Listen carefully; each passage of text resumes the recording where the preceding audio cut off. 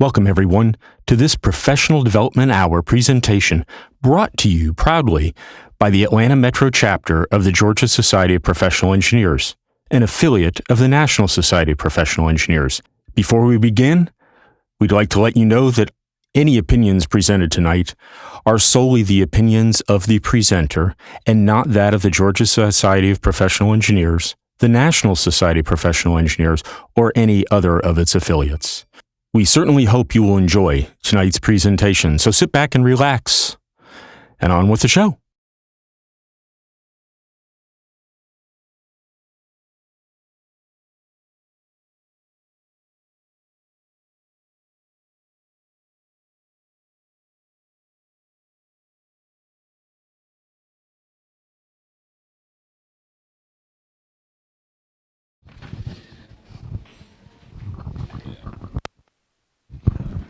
Okay, everyone. Presentation today is on engineering and Georgia technical colleges. This is workforce development. And our presenter today, our speaker, is Greg Dozier. And Greg is he is the commissioner of the Technical College System of Georgia. And he was appointed in January of 2020 by Governor Brian Kemp, overseeing 22 technical colleges, more than 12,000 employees, and a $1.1 billion annual budget. Previously, he served as Georgia Chief Financial Officer and Commissioner of the Department of Corrections and Department of Driver Services. State government career began in 1995. He has held key leadership roles under Governors Perdue, Deal, and Kemp. He holds a BS and bachelor's degree in criminal justice and an MBA in finance from Georgia State. Please give Greg a warm welcome.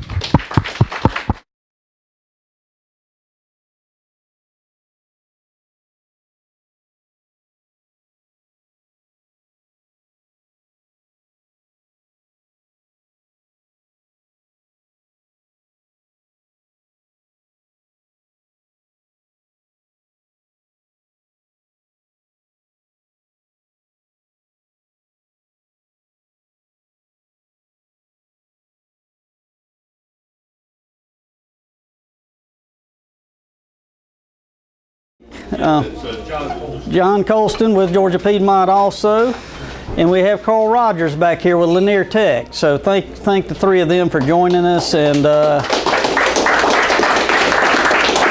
if you have a specific question, I may actually have to ask them if it's specific to a certain program. I do have some notes with me. I usually have a PowerPoint, but I may flip around on this. If you see me fumbling back, I'm just kind of making sure we're staying on track. But for the most part, really blessed to be with TCSG. I've been with the state. Next month will be my 30th year. And so when I started back in 1995 working for the state, I never thought 30 years later I would still be here. And I never thought I'd really enjoy the pathways that I've been blessed to see. And the part I'd really say is it all connects. And I think that's the neat thing when we look at our careers and we have somebody young here looking to start their career. You never really can figure out how those pieces fit together. And then when you look back and see how they do, it's just so interesting and rewarding. So when I started, y'all heard I had an undergrad in criminal justice. Thought I was going to be a GBI agent. I came out and was trying to figure out that career path. And it's so hard to figure that out when you're young. And was working, it was tough in the early 90s to find jobs. Our unemployment rate was extremely high. And there just weren't many jobs. Went and took the special agent test, did really good. And knew after I stood in line for basically 4 or 5 hours to take that test, along with about 1,000 people, that the chances was going to be kind of rare. And when I was working at a bank, very blessed to work there, and then worked at a few other jobs, but connected with somebody at the state, and they said, well, why don't you go speak to somebody about state government? And I was real blessed in 1995 to join and start working in the legislative budget office, putting policy and budget together for about 40 different agencies. And what that did was it opened my eyes to opportunities. I was still trying to figure out my pathway. I say all that and I'll kind of pause there. Y'all kind of heard my pathway. I went from there to I went to the parole board as the CFO for them for a while, and then came back into the governor's office of planning and budget, and was blessed to be the first commissioner of driver services back in 2005 when Governor Perdue created that agency, and was blessed to stay there about 8 years. And when Governor Deal came in, he asked me to go over to corrections, and was blessed to lead our Department of Corrections for a number of years. And then Governor Kemp allowed me to come in and be CFO for him for the state of Georgia. And then out of the blue asked me to join this agency. And I thought, how does this connect? And I talked about my career path because shortly after I got here, I realized that so much is about finding your career path. And for me, where it didn't quite make sense when I started, you heard I had a criminal justice degree, you heard I had an MBA in finance. If you hear some of those jobs I had, I ran the largest law enforcement agency in the state. I went through the academy and fully post-certified. But I also was the CFO for the state, and I have an MBA in finance. And so what I didn't realize, how I was preparing myself with my educational background along with jobs, I didn't realize how it all connected.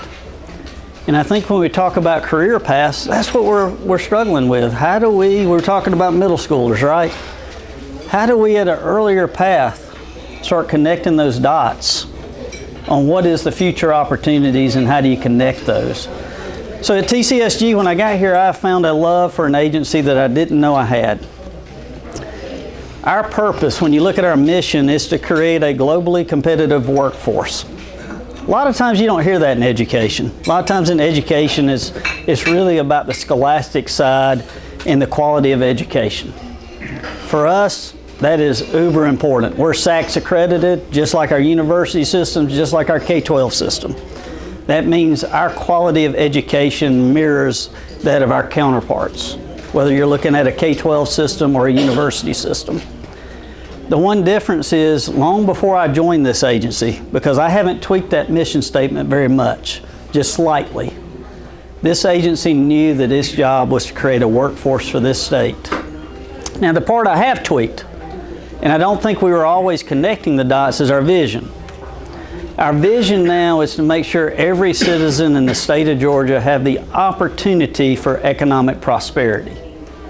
We do that by making sure they have the skills to have a job to change their life, their family's life, their community, and the state. And we are very prideful, I want to say almost arrogant, that we believe that that's one of the reasons that this state's been named the #1 place to do business, is because workforce is part of the state's vision, part of its goal, and what we do each and every day at TCSG. I couldn't be more proud of where I am today, even though I never saw myself serving in this role. When you look at TCSG, we're much more. When we came in, how many of you guys feel like you know who TCSG is? Is there some hands that feel like you know? Yeah, folks that work with us. A lot of times when I ask that question, I'll have hands raised up and I'll ask the question, what is TCSG? And those that know, think about our 22 colleges. If you didn't know, we have 22 colleges in this state, 88 campuses. Now, when you look at a campus can be as far as a full-fledged campus down to a storefront that offers one service. So I don't want to misrepresent what 88 campuses mean. But I will say this, that one of the goals years ago that date back to Governor Miller was every person in this state has within a 30-mile radius of where they live, somewhere they can continue their education. And we have continued that. We have those opportunities and we're proud of it. When you look though, TCSG is much bigger than our 22 colleges and 88 campuses. We also have 35 career centers. One of the things that the governor and our General Assembly saw fit to do was a few years ago when Governor Deal was in office, something called WIOA, the Workforce Innovation and Opportunity Act, which is federal dollars that come down to the states to help with training and retraining our unemployed or underemployed individuals, comes down, and it flowed through Department of Labor back then. There was a vision to move it over to TCSG to connect it to our 19 local workforce boards across the state and actually make sure that money was going toward the retraining. Now that retraining is actually funneled from the state. It's called Title I money, federal Title I money. Comes from us down to the local workforce board. Those 19 local workforce boards are led by a local CLEO, a local elected official. But their job is to work in the communities, and when there's layoffs, when there's people who are underemployed or unemployed, they can apply through that local workforce board to get retraining money or training monies. I bring that up because the monies are always limited. At the same time, so many people don't realize those monies are available. And so when you have a business that has a layoff, one of the things they have to give us a notice, it's a warn notice, and then we come in and offer services and opportunities through those 35 career centers and the WIOA funding. That training can be done in one of our 22 colleges, but it may not be. Third-party private providers also qualify for that funding. So a student may come to us as far as our college goes, or it may go to a third party. And so we're administering that in a more autonomous way across the state. Another portion of that employment services now is just 2 years ago, the Governor and General Assembly moved from the Department of Labor the 35 workforce centers. So someone who is unemployed, who applies for unemployment funding, comes into those work centers, and the person who does the paperwork for the unemployment is a Department of Labor employee, but they work closely with our 35 centers, the employees there who are TCSG employees, who actually do the employment services, the resume writing, the actual job searches, the job portal that the state runs. That's part of TCSG as well. And so when you look at that, that's a whole nother component many folks don't think about. Another one is something called Quick Start. Anybody in here heard of Quick Start? I figured there would be a few. Quick Start's a pretty unique thing. The Department of Economic Development reaches out and tries to bring businesses to Georgia, or get businesses in Georgia to expand. One of the things that we hear a lot about is the incentive packages. One of those incentives is a program called Quick Start, which is a division of TCSG. Quick Start is then offered to help do some initial training, some initial assessment of skills for employees. And the most advanced, to give you an idea, Kia's been with us for a long time over at West Point. The state built a training facility next to Kia. That training facility is a Quick Start facility run by TCSG, who all the initial employment skills that the Kia employees need go through that center initially before they go into the plant to function. When Kia was first started up, we did a lot of the pre-employment screening. We didn't hire, we just helped do some of that screening. Back then, unemployment was really high. You would have been amazed or been thankful to see how many people drove from states beside us over just to have a chance to work there. So a little bit different role. We're helping now Hyundai down in Bryan County, similar but different, because we don't have people driving miles to come over, but we're helping doing some of that assessment, some of the job searches. We'll do the training. We've got a facility we're building, and so we'll do some of that. And so that's another arm of TCSG. The other part we don't think about is adult education. We have over 1 million learners in the state that did not graduate high school. Your technical college system administers the adult education program, and it's our job to try to get those individuals to get a high school equivalency or a high school diploma. And yes, we can now offer a high school diploma to someone who is older than 18 years old.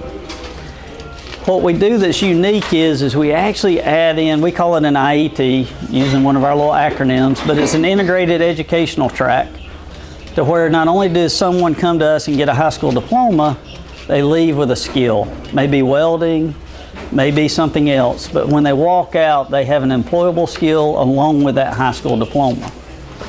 And then we have something that was part of what you guys asked us to talk about tonight, and that's continuing education. As you work with our colleges, you may hear it called economic development. We call it economic development, we call it continuing ed. They're kind of the same but different. Just to give you an idea of what the difference is, continuing ed is somebody trying to get that the hours they have to have for certification. or an employer just has some continuing ed that they require when you're employed. On the economic development, we actually come in and partner and offer specialized skill training. So if you're running a warehouse and need some type of specialized logistic training, even forklift operating, something of that nature, we come in and we offer that training. That's a cost recovery side of our house. So anything on that side, usually a company or individuals are paying for. And so we have those 5 different pillars inside of TCSG, and it really makes a pretty big footprint. How many people, when you talk about all 5 of those, how many people do you think we touched last year across the entire state of Georgia? Somebody just give me a far-fetched guess, knowing you're probably gonna miss it. 200,000. 200,000, love it. We had a taker. Anybody else? Anybody think that's high or low? 500,000. 500,000. Man, buy a lottery ticket. 538,164 people last year. So when you look at the breadth of it, it's pretty overwhelming to see how many folks are taking advantage of the services I just talked about. Now let's break it down into what that means. We talk a lot about the technical college just like we do in the university system on what's a credit program. If you don't know what I mean by that, credit program is something you're actually building that's stackable. So you come in for us and it may be a 1-semester certificate, but it's stackable on another certificate program next semester, and it builds all the way to a 2-year associate degree. So a credit side is something governed by the SACS accreditation process. You earn credit. Hopefully it's transferable credit. It depends on the institutions that you're looking at to go to. But when you look at that side of the house, about 150,000 students fall into that category of the 500,000. When you look at how are we doing continuing ed and customized training for companies, that economic development side, we're looking at, you know, don't make me fit on my glasses now, it's too small. We served about 147,000, so almost equal. 300,000 of the 500,000 lives were touched by the 22 colleges that we mentioned. When you look at the rest of it, adult education, that's kind of split across the colleges and other providers. So we served somewhere around 41,000 individuals that were adult learners. We served 65,000 through the Quick Start program, companies that are coming to Georgia or expanding. And we served in the employment services side, those that are underemployed or unemployed, looking for resume writing, looking for job portal, right at 133,000. So it's a huge workforce arm when you look at how are we getting the future workforce. It's coming from so many different avenues. And I'll throw a little teaser at, did you know we had 5 pilot high schools in our technical college system? Most people don't. And I say pilot because that's what the legislation calls it. I'll be honest with you, there are 5 high schools in our system. And we're providing the high school diploma opportunity. Now the goal of that is not to compete with our K-12 partners. It's to actually find these young men and women who are dropping out and hopefully convince them not to drop out and give another chance with us. And we've graduated 3,500 people in that program. And so I'm really proud of that. I wasn't sure that that was an area that we really needed to be in when we first got into it, but when you see 3,500 lives change, you realize what a difference it's making. As you keep looking at TCSG, I'm really proud. We talk all the time about, we were even talking here a few minutes ago, that some folks do not need for the career pathways a 4-year degree. I'm going to tell you that one of my thoughts is that's true. It may be true now. It may be true that person's whole professional career. And you'll hear me say professional because I think we've got to start talking about in the trades area. It's not a trades or professional. The skill set that you have to have in what we traditionally call trades is just as professional as any other career now. If you're going to learn to weld, you got to know robotics, you got to know PLC programming, you got to know problem solving. We're not teaching somebody, now we're teaching you how to lay that bead. You got to be proficient at it, in all of it, But you also got to know the rest of it, because when you go to work in the traditional industry now, you're not the one laying the bead anymore in many of these industries. You're the one fixing when the bead doesn't look right and you see it and you're doing quality. You're having to do programming, you're having to do problem solving, you're having to figure out the robotics. And so our graduates are so much more than, I'm going to say simple, but I don't mean simple. Have y'all tried to lay a perfect bead? He embarrassed me. I've been here about a year and was walking around Georgia Piedmont, and he put a mask on me and gave me a burner. I think they still have it up and laugh at me every time they walk through there. Yeah. But I do believe we're in the era where the belief that portability of education and the combination of skill with theory is powerful. And I continue to hear from industry providers that if they find that unique person that has gone through and learned the skill and then has the theory to apply, that's where the power comes. And so that's really what I hope that we offer is we hope to continue to grow because we need the skills across this state. That's where the jobs are, the career pathways are, the opportunity to change your lives with a financial pathway that many don't realize. But I also want that person, if they want to further their education, that what they leave from the technical college system is portable, and if they want a 4-year degree all the way to a doctorate degree. And let me tell you, we have our first student who is now working on their doctorate degree who came through our nursing program in TCSG. So it does happen. We've got engineers that have come through our system who are now working on some of the largest projects in this nation. It's pretty neat to see. Let me tell you how excited I think the state is, and I'm excited. We had, I mentioned 148,000 students last year on the credit side. That was the highest number of students we've had since 2013. And let me tell you what, I think that's how we've changed is there's a few factors you need to realize why I get so excited. 2013 was on the upswing of the Great Recession. So 2008 came in, we were all kind of panicked, there was no jobs, unemployment skyrocketed. Many people who didn't have a job got laid off, were competing, hundreds of people competing for one job. They flooded back to your technical college system. It was the highest number of students we've ever had, 190,000 students. Let me tell you though, it was short-lived because we didn't graduate hardly anybody. And this is purely my belief. And I think it's something that I probably would have considered if I'd been in the same situation. How do I potentially enhance my skills, but also how do I qualify for different federal assistance that helps me manage just living? And as you know, if you qualify for Pell and other things, that it helps pay expenses. And we heard over and over again that one of the reasons our enrollment grew was people just trying to live. And I believe that's true because when you look at the number of graduates we had 190,000 students, but we were like 11,000 graduates, 12,000 graduates. We're at 150,000 students today, and last year, or actually 155,000 today. At the end of last year, we were 150,000, the numbers I've been talking about. But last year, we had the highest number of graduates we've ever had in the history of this agency. Over 40,000 graduates. The percentage has improved. It's definitely. We also have a 76% graduation rate of our students.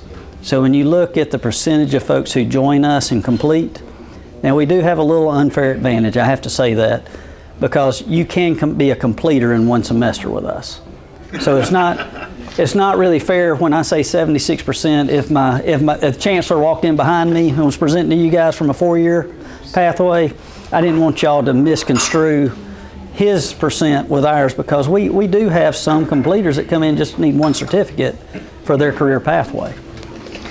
But we're extremely proud of those 40,000 graduates. When you look at a couple of just percentage points, and this hits to you, the last 3 years we had a 3% growth 3 years ago in our system. Last year we had a 10.6% growth. This year we have a 9% growth. So that's just a compounding growth.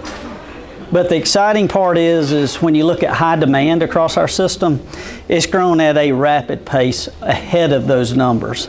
So just to give you an idea of a few of them, automotive grew at 22%. I was talking to somebody about aviation. I think it was back here on the back.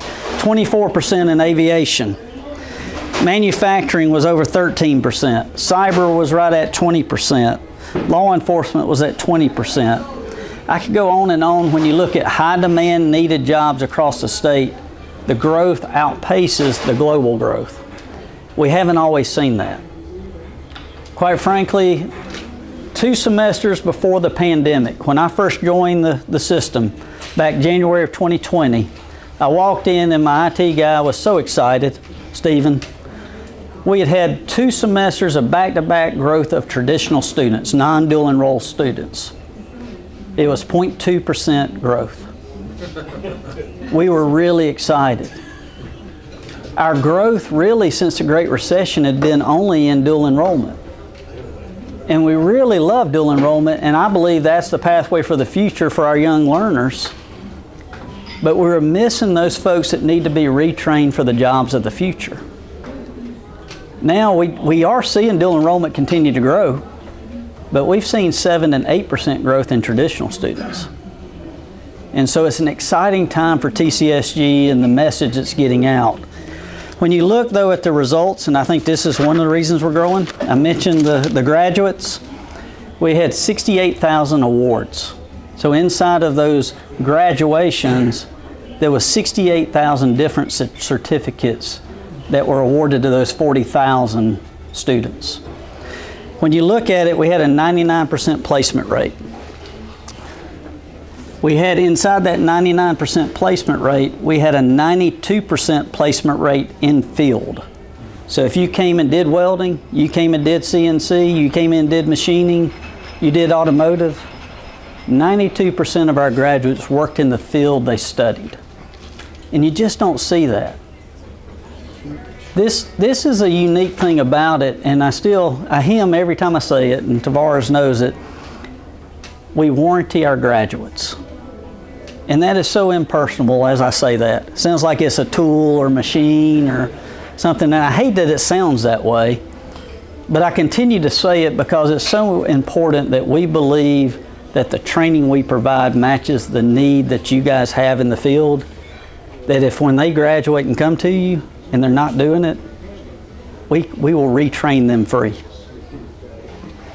It's a pretty cool thing to be able to say. The reason we believe in it is we have over 800 programs across our system. So I always have people say, what do you offer? It's the hardest question I get asked. We have over 800 programs. It's just really hard. We have everything from culinary and cosmetology to I love engineering, and we're kind of here talking about engineering. I'll hit a few of those in a minute. But I walked into Gwinnett Tech the other day and I said, what are you working on? He said, I'm an engineering major. And so, I mean, you have the vast majority from skills to professional pathways. And it's just so crazy when you look at it. But I do need some help. Tavares said I couldn't let you go until somebody volunteered to teach. So I'm saying it, I got that off the pathway. We do need more instructors, but also need more first-time students coming out of high school. We're missing the mark in Georgia. The governor launched last year something called Georgia Match. Georgia Match, if you hadn't heard about it, every graduating high school student gets a card in the mail that says, you have been accepted. Not that you need to apply, but you have been accepted. And that card will list all 22 of my colleges. Everyone is accepted into my college. The one confusing thing is you're not accepted into every program in my college. So allied health is really the hardest program in TCSG to get in. In some aspects it's harder than our university partners. One reason is because of the sheer number of spots we have. We don't have 400 class programs, we have 24 class programs. So allied health, you're going to get into our college, but you may not get into that program. It's going to be grade based once you get in and you take anatomy and some other classes. But a graduating student has a place with us at all 22 colleges. The other part of that is now our university partners outside of Georgia College and State University, UGA, and Georgia Tech. The rest of those colleges, based on your high school GPA, will let you know you qualify. Without ever applying, you're accepted into their college. So I was very blessed. My daughter, I have two daughters. I had my youngest daughter graduated last year. She was the first student cohort of this group. She got the card. I was very blessed. It was a proud moment. She was accepted to every college participating.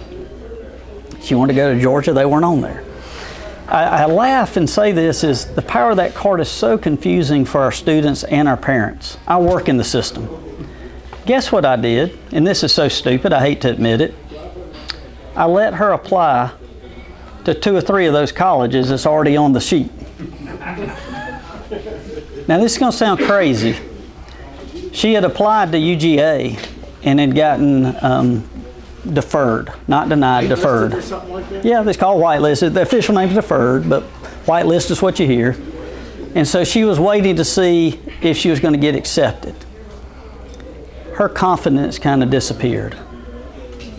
And I said, honey, you got to realize Georgia is really hard to get in. Just because you got whitelisted doesn't mean anything.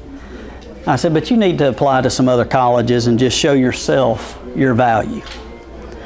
For some reason, we have not yet. It was first year, and I'm hoping that that card that comes in the mail says you're in all these colleges wipes away that confidence issue for everybody. I hope it does students like my daughter who was very, very smart and did well, all the way to a student who thinks they may not be able to go to any college. And when they get that card, it just gives them that relief to go, I don't even have to apply.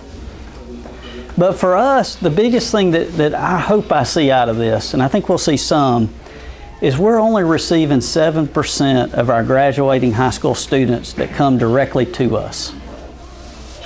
And that's below the national average. The national average is around 12 to 15%. And in this state, we're missing a gap of learning years to where we got students either just not coming and coming later, or trying to figure out what their pathway is because they haven't, back to your statement, figure out what their pathway is, and they're stumbling through it to find it a few years later and come to us. But we're missing that gap. And I don't know that 12 or 15% is the right number for us in Georgia, but I do know 7% is too low. So the more we can get that word out, the sooner we're going to have people finding their pathway, having the confidence, joining the workforce, helping the work shortage that we have. The other thing that I meant to say earlier that we're so excited about is we're growing at rapid pace for our system in a time when unemployment is the lowest we've seen in a long time. For us in the past, it's always been converse, meaning we grow when there's high unemployment. We're growing now when unemployment's as low as it's been. And to me, that says we've done a good job in this state talking about what job opportunities there are and how they map to what skills you need. So I'm extremely proud of that. When you look at articulation, and then I'm going to talk about a few engineering programs. Somebody give me a time. I've forgotten how long I've been going. You got about half an hour. Oh, I got plenty of time then. I'll have some question time too. We have been working so hard on articulation. For many, coming to a 2-year program is all they need. In fact, I don't like this, but we talk about 2-year pathways being terminable, meaning that there's no pathway forward after you finish. In Georgia, we've said that's not acceptable. And we've got great partnerships with our university system and our independent and private colleges. And so years ago, we started down that venture, and we determined that we needed classes at that core level. We have dual enrollment. We have about 40,000 of those students I mentioned earlier are dual enrollment students. So of our 150,000, 40,000 are high school students taking dual enrollment classes. Those students have to have the confidence when they take Math 1101, English 1101, that they're good across our state. And that's true. Years ago, we identified 28 courses that no matter where you take it, our system, the university system, they're transferable.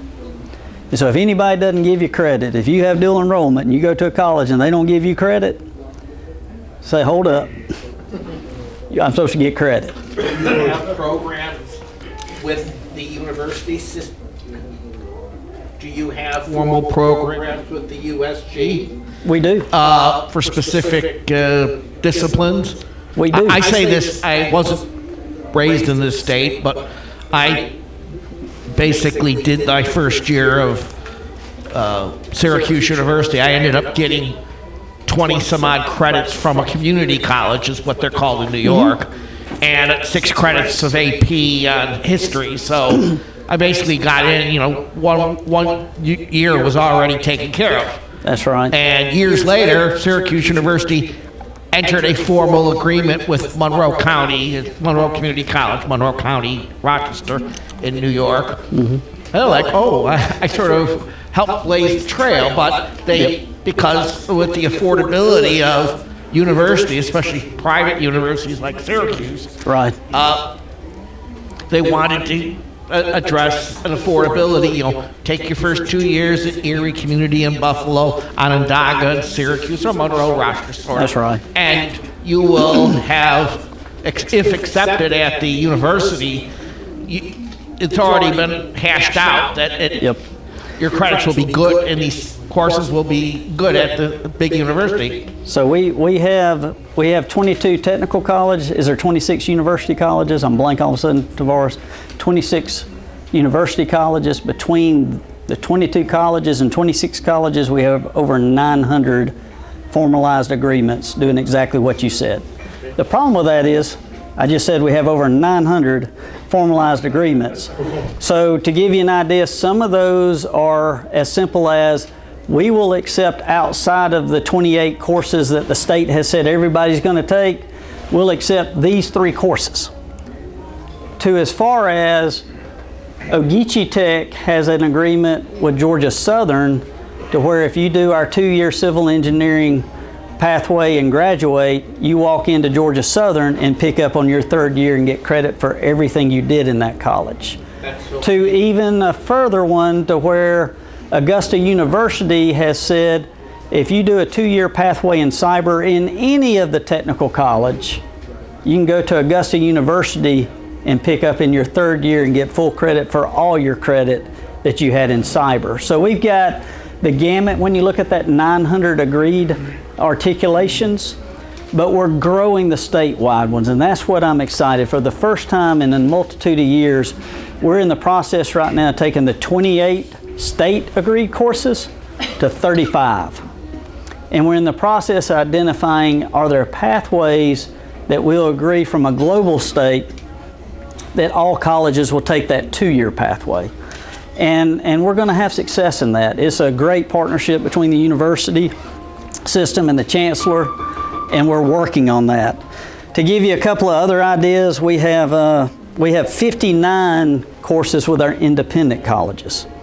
And so when you go to any of our independent colleges, whether it's Reinhardt or somebody else across the state, there's 59 core classes that if you take at the technical college, they will accept.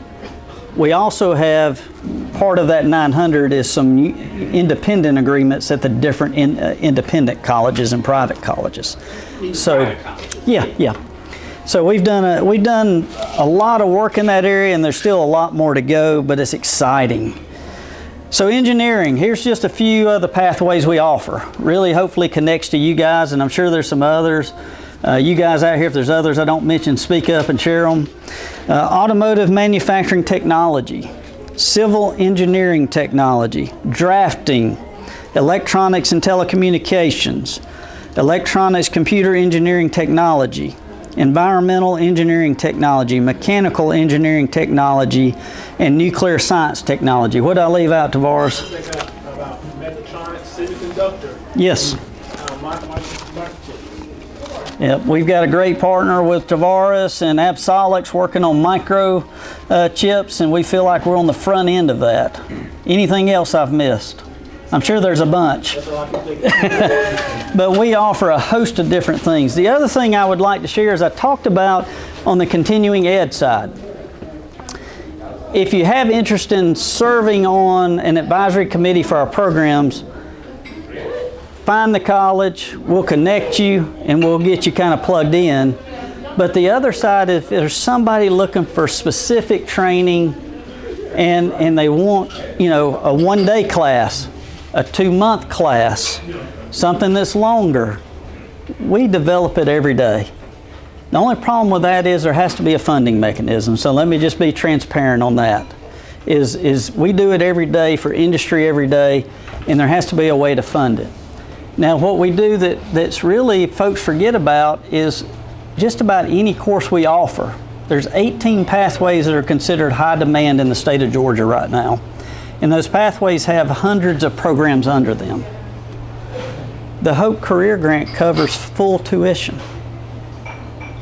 And so when you look at the opportunities to come in and have an education that's very inexpensive, we're already inexpensive, we're $105 a credit hour, which very inexpensive. But the state has said we value the jobs that we need to train folks, and we want to incentivize this state to go take the jobs that there's job openings. And everything in the area that y'all deal with are considered high demand. And it's tuition free. Yes, sir. There is a state list of jobs in demand? So yes and no. So let me explain and why I say yes and no. For the Hope Career Grant, we have identified 18 pathways, and I probably should have brought all 18 of them, could rattle them off, but the last one we put in there was criminal justice, but the rest are what you can think of: welding, engineering, all those pathways, and anything we teach in that, the Hope Career Grant covers tuition. For full transparency, there are some fees and stuff that there's a minor cost, but for the most part, it's free of charge. Your question about has the state identified the career paths? Last session, the governor created the Office of Workforce Development, which is an arm of TCSG. You have the Governor's Workforce Board, of which I serve as a member of. Their job responsibility is to identify on the regional level what is a high demand career job. That high demand career job is identified on the regional level because it does change. One of the things is job openings, one of the things is pay, and a few other things is how many, there's so many data points. I should have brought that with me. I should have anticipated that question, but it's a real data point extraction of the state's job codes. And for the first time about 2 months ago, the State Workforce Board adopted a high demand career list for each region of the state. And so that's available out on the website. You can look at it. I'd be shocked if any jobs that you guys are looking at isn't on that. I was thinking I saw some legislation in this session concerning that. So the legislation this year, there was some legislation. The core of that legislation was last year that I just talked about. This year it continues to expand the duties around that list. And so it's just cleaning up the legislation from the prior year, honestly. Tavares, you going to add something to that? Just to underscore what the commissioner was saying about the high demand career grant, like colleges like ours, we don't even offer a student loan. Think about that. So that's not it, because most of what our students are taking is covered usually under a Hope Career Grant or either a Pell Grant. So we don't even offer student loans. So think about that. Yes, sir. This was when you were talking about the transferability of your programs. My son here is going to Perimeter College right now, associate's degree in computer science. His dream, though, is to get into four-year university studying engineering. Right. And he's looking at KSU right now, trying to get into that. But I was just wondering if you had any programs available that would just help him along get into that engineering program. We actually have a statewide articulation with Kennesaw around engineering with all of our colleges.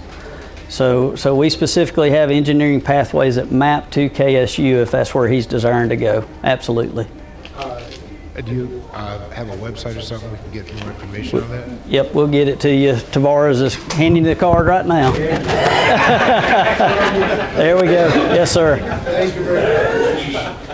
And Greg, to his point, you had mentioned that right now you're only reaching 7%, that there was a gap. Is it because of they're not getting this information? Because I think another component to that is that we tend to push our kids straight out to the university, right? That's right. And but the university's gotten so expensive, and Yep. we know what the dropout rate is, because going away from home, that Right. first year is tough. Okay, it's a big transition. That's right. Risky. And when we're talking about the kind of bucks that you're talking about for a university, so this would be a lower risk, lower cost Absolutely. option for a lot of people. Yep. I think that is a big part of it. I mean, we talk about it all the time. Most of us in this room grew up believing the only way to be successful was a 4-year pathway. And we've instilled that in our culture, in our belief. And quite frankly, we still see the job paths that we train on as being, you always hear the dirty, dangerous jobs. And now when you go in and you visit these industrial plants, you realize that most of them are enclosed, they're air conditioned, they're clean environments, they have career pathways. You don't come in and you're just doing one job the rest of your life. There's a career pathway in just about every industry we're doing. And that's part of the thing that I believe we're seeing an uptick in our enrollment, but I don't think it's quite hit our high schools yet. And I think it hadn't quite hit our counselors yet.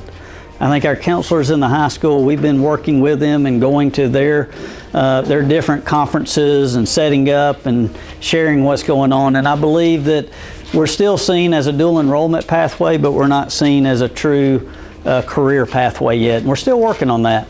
Yes, sir. Quick question. One of the biggest needs in the state of Georgia right now are surveyors. Do you have any pathways for young adults to get into the surveying industry? Yep, I'm pretty sure we have one at Lanier Tech. Do we, Carl? Do you know right offhand on surveyors? We're doing engineering. I don't know about the services. Okay. Yes, sir. I think we have one though.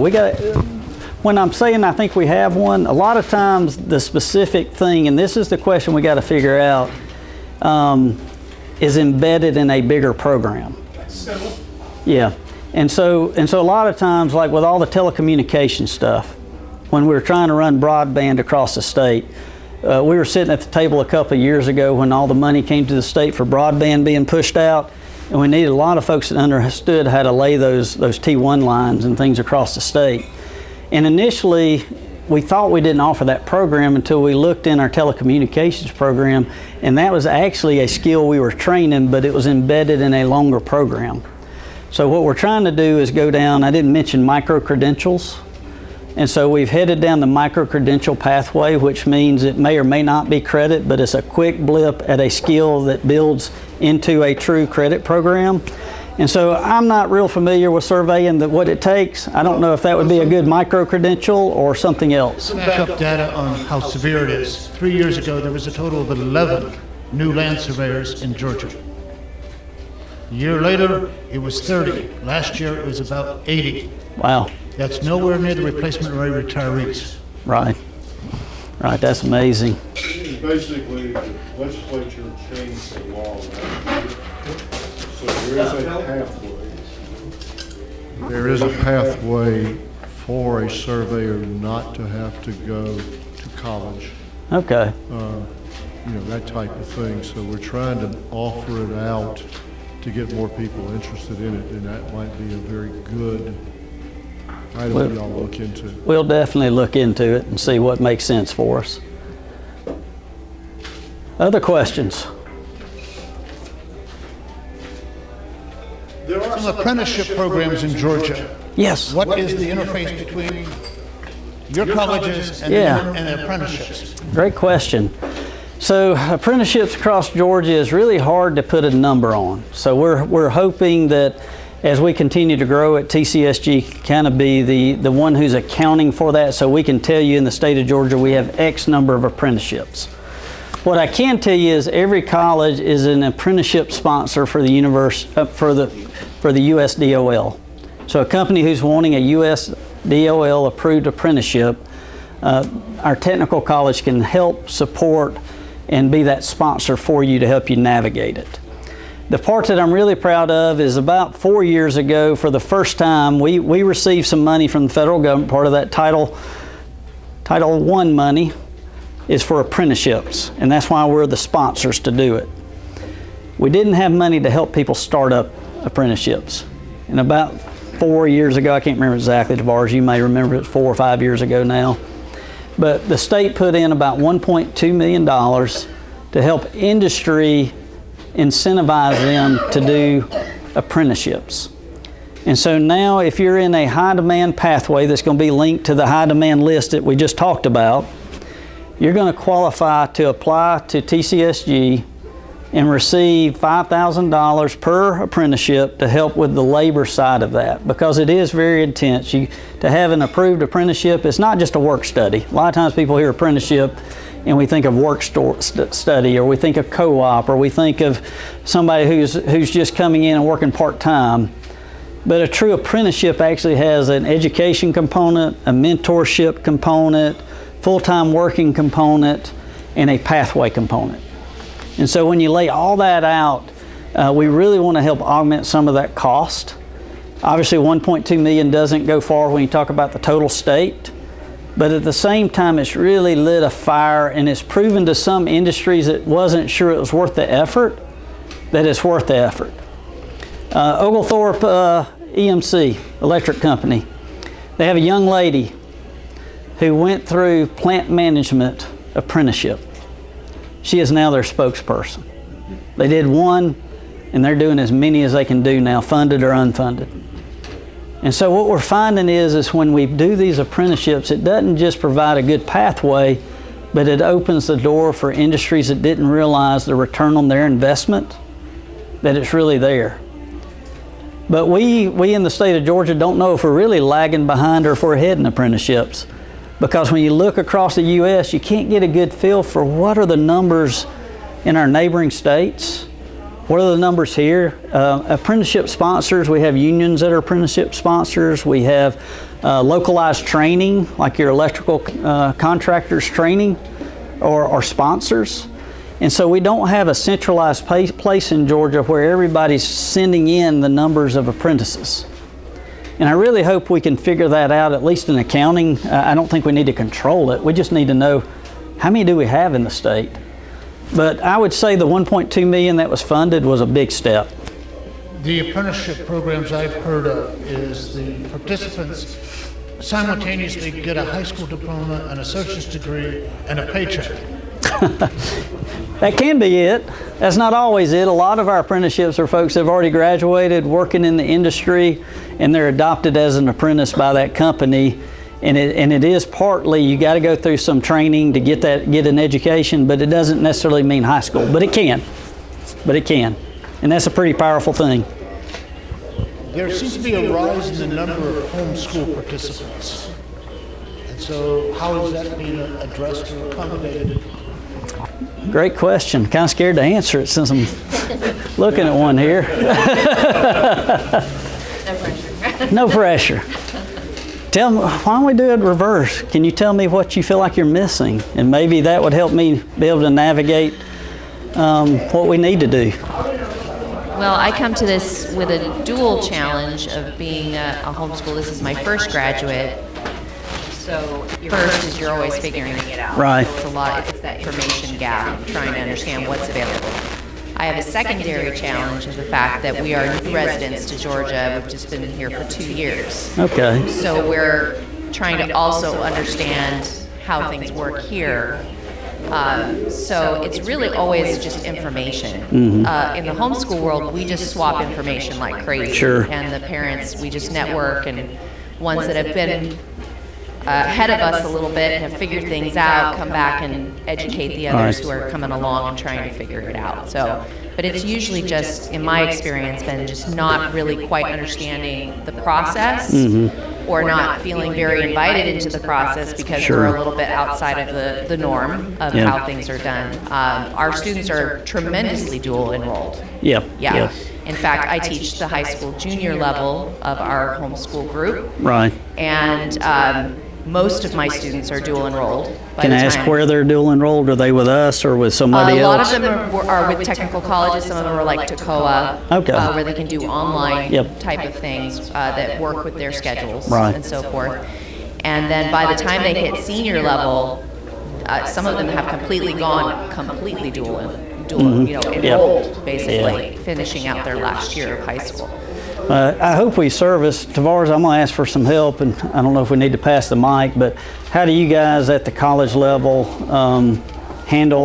reach out to homeschools? I'll be honest, I don't know the answer, so I'm having to ask for some help. Yeah, we have a number of dual enrollment coordinators. I was actually speaking with there's a major association, I can't remember the name, but we had a conversation just last week. Yes, with the Georgia. We just had a conversation, and we're talking about how do we actually get in front of those groups, because you all are all over the place. We are. And so trying to figure out what's the right timing, how do we engage you, and so that we're looking for people who can help advise, so to make sure that we're thinking about. Any feel for how many homeschool folks are working on dual enrollment with you? I think last I saw, we have somewhere around 120, maybe. Yeah. I know in my home church, we have a big group that's homeschooled, and they've been very active in the dual enrollment over there with Tavares.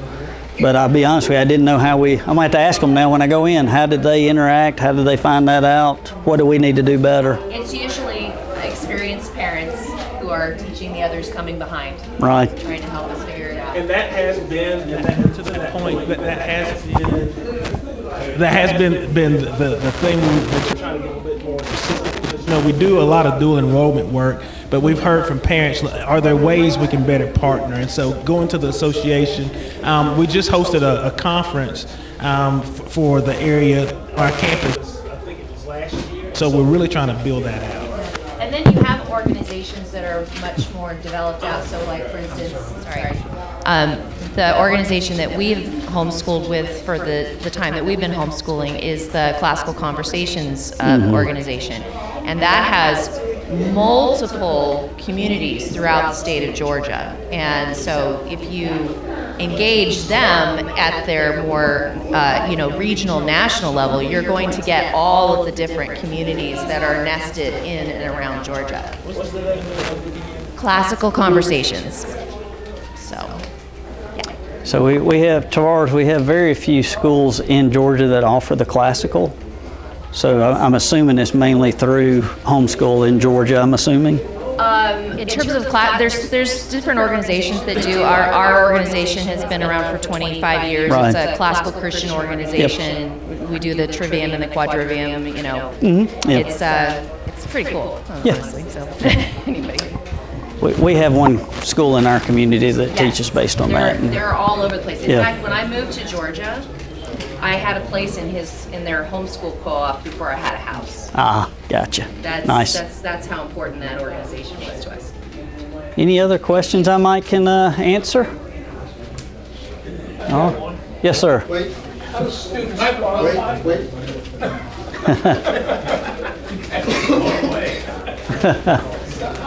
qualify for the Hope and the Pell Grants? I don't quite understand that. How does that work? If they're accepted into your college, do they automatically qualify? How does that work? So as usual, it depends. The Hope Scholarship is the same criteria for any university system as your GPA.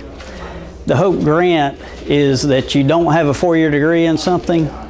You're an entering student. What's the age limit on it? There's an age limit. 17, 16. Well, no, it's a little bit older than that, but it got an age limit. It means it cap out. Yeah. And then it's you're following a pathway of high demand. And so the neat thing is you got two pathways when you talk about Hope, and it gets a little confusing, is you got the Hope Scholarship, which is purely somebody working based on GPA on a 2-year degree with us. You have the Hope Grant, which is anybody that's looking for a short-term pathway, not a 2-year degree. And then you got the Hope Career Grant, which covers the difference to fully fund the tuition, which is your high demand areas. And What's an example of high demand? there's 18 career paths. So aviation, anything under aviation's high demand. Anything in manufacturing's high demand. Anything in industrial maintenance is high demand. But there's 18 career paths, and it's got hundreds of programs under it. And so when you look at that, that's a state-funded portion through our Hope, through our lottery dollars. Now you mentioned Pell, because I mentioned that earlier. Pell is a federal opportunity for folks based on income-based that you can apply and qualify for Pell. Pell covers your difference on your education that's not funded, and anything left over can help with living expenses. And so as you get that money, it's more flexible when you look at the totality of the full experience of a college education. And then obviously, as Tavares said, we don't offer loans at most of our colleges, but you have the loan process as well. We just don't offer it that very often because honestly, there's so many financial pathways. We hope our students don't need a loan. My daughter's not here right now. Just got into a dual enrollment program. She's in the 10th grade, moving on to her senior year next year. She's actually way ahead in her credits. Awesome. She needs just one more credit during the summer, and she'll be on the path to graduate 1 year early. But the dual enrollment program that she is in right now, she's taking pre-calculus classes.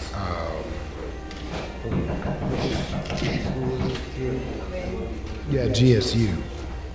And the tuition for that is covered with the Hope Scholarship Program. Yep. So she's not paying for any of the college credit. That's right. But she's getting full college credits for the classes that she's taking.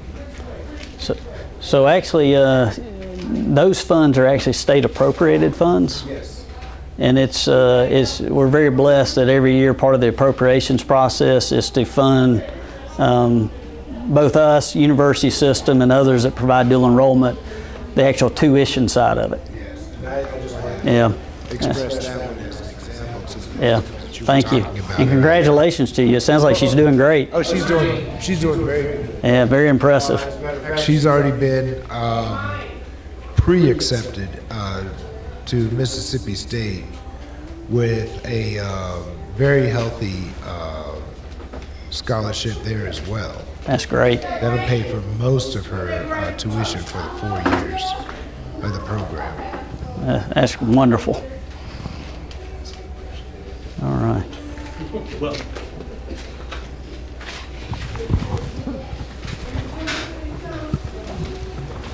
I'm scared. One of my bosses now. I'm getting scared.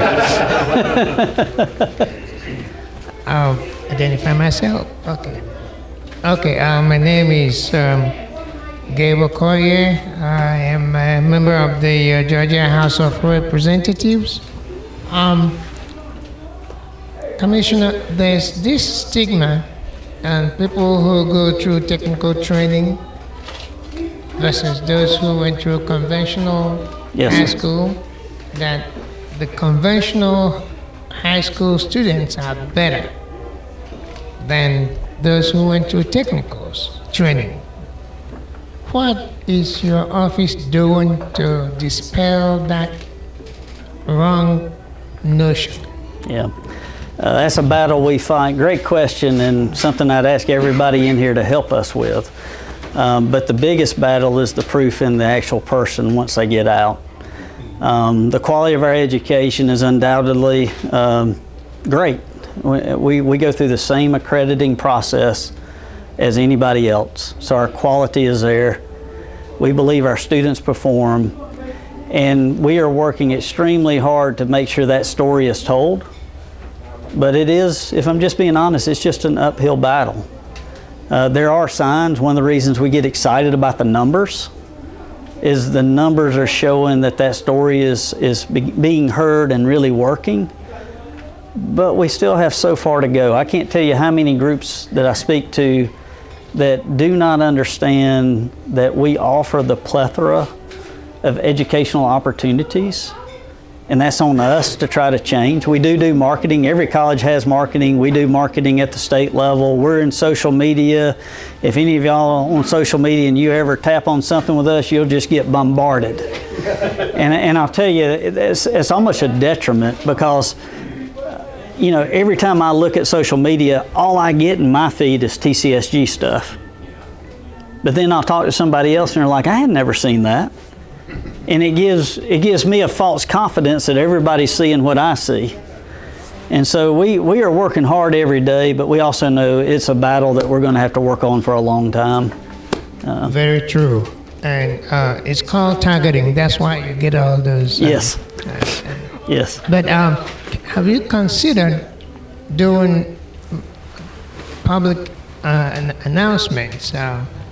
Public, on TV, stuff like that. Yes. Can you consider that too? Because you're doing great, but you will even do greater if people believe that technical training is, if not at par, even better than conventional. Yep. We probably need to do more. We do some of that just to make sure you know that, but at the same time, we could definitely do more. Yes, sir. Ask us for money. Okay. To do that. This is recorded, right? Wait a minute. Off the record.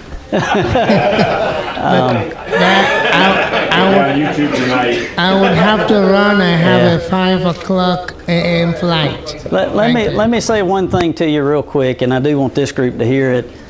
We've been very blessed the last couple of years. I know I get a little bit caught up on the money argument. Sometimes money is a cause, sometimes money is an excuse. We've been very blessed the last 2 years by the governor and the General Assembly. This past year, just to give you an idea, we received just over $50 million in new dollars.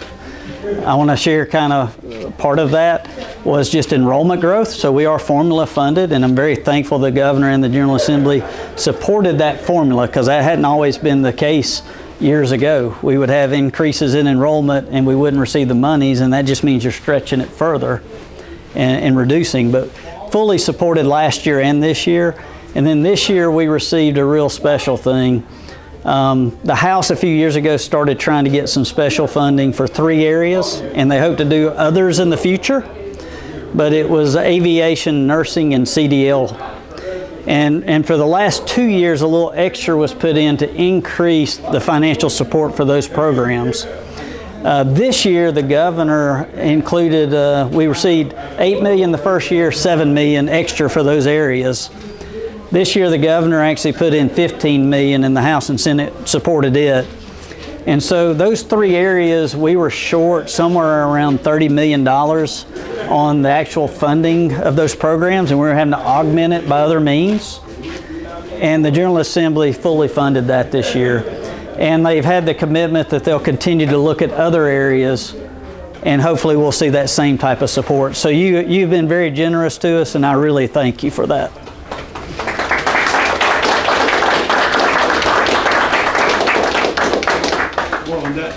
On that note, Greg, thank you very much for your presentation. Oh, thank you. I don't know if I need to come around or stand here. Small token of our appreciation. Well, I appreciate that. Thank you so much. I hope everybody found it useful. And we have the door prize. Did everybody? We hope you enjoyed this presentation given at one of the Atlanta Metro Chapter meetings of the Georgia Society of Professional Engineers, an affiliate of the National Society of Professional Engineers. To find out more about us or to join us, check us out at GSPE.org.